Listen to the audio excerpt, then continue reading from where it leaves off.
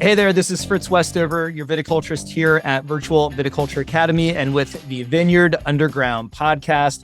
And I got another question from the field. This question is coming in today from a grower in Illinois. So let's go ahead and start our share here and check out what this grower has to say. All right, this is a pruning question. So let's go ahead and look into the pruning question. I think you'll agree that no matter how pretty your vineyard is, you probably have a vine that looks something like this somewhere in your vineyard. And I want you to know this is a safe space where you can share these photos. I'll give my best advice I can to help you out. And in some cases, maybe there's nothing to worry about at all. But we're calling this one the double crossback because as you can see, I'm going to bring my cursor out here. We've got an old trunk here with an old big cut. We've got a branching arm to the right that then doubles under. This is the part I'm concerned about here, this part where it's really potentially going to girdle in the future.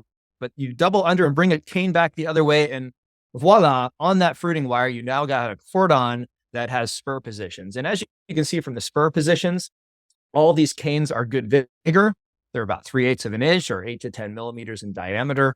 And there's plenty of them. So this vine is probably 10 years or older and in full production. So the question is, can we just keep growing it like this and not worry about it? And I would say probably for some time you could. But what I would advise you to do is to start thinking on a vine like this about how in the future you could renovate the vine and renew the vine and bring up a new trunk. Because over time, if there's infection in this pruning wound, this large pruning wound, that can get in here and cause a bottleneck or dieback.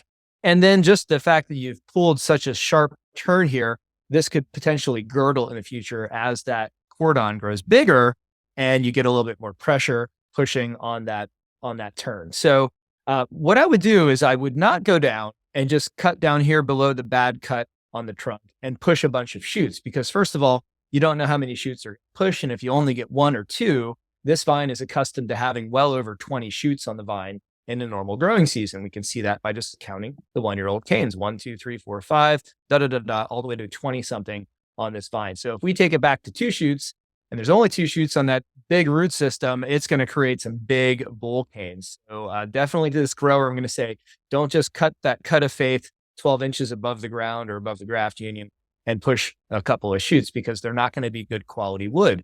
We need lots of growing points, at least 20 on this vine. So my advice would be, if this is a cane coming from below your point of concern here where you have the first bad cut, you can go ahead and look for a cane that's healthy and prune it back to a 1 or 2 bud spur.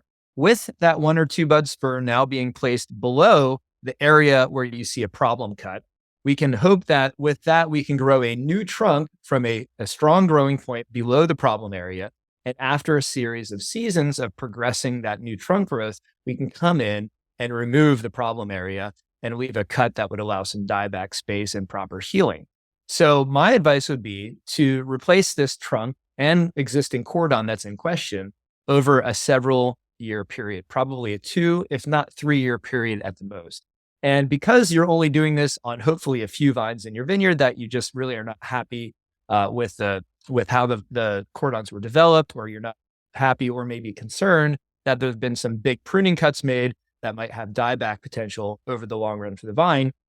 Hopefully you don't have many vines like that in your vineyard. And what you can do is go in and start retraining some shoots from spur positions below the problem area, grow them up straight into the canopy while continuing to develop fruit on this wonky cordon that you've got here on your fruiting wire. So go ahead and cut those back to 2 bud spurs every hand width apart, every 6 inches or so, a 2 bud spur, keep the fruit production there, and then try to grow 1 or 2 shoots from below the problem area to replace the trunk. Do that while you're putting fruit on the vine in a normal way. You might want to go back and make sure that you're thinning shoots properly so that you don't cause crowding in the canopy by bringing some extra shoots from below. That could increase disease pressure and reduce spray into the canopy. So be conscientious of that. And what I would recommend is if you can find a cane down there to spur this year and grow 1 or 2 shoots from that spur, the next season you could cut it here at the fruiting wire and just maintain the trunk for that next season. And from that trunk, you could push some bud positions at the top. And those are going to be the replacement cordons for this wonky cordon we have, as we call the double crossback.